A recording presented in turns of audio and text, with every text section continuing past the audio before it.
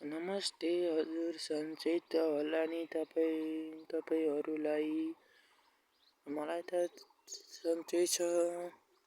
हाम्रो गाउँघर हेर्नुहोस् रमाइलो छ। हाम्रो गाउँघरलाई दारिमपाता भन्छन्। यता नि हेर्नुहोस् हजुर, खेतहरूमा गहुँहरू पाकिरहेका छन्। उता पारीहरू हेर्नुहोस्, जङ्गलहरू छन्।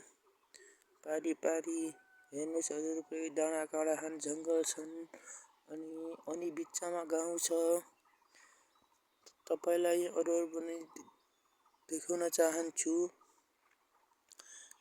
यो चाहिँ बाटो जहाँ पनि जाने बाटो हो।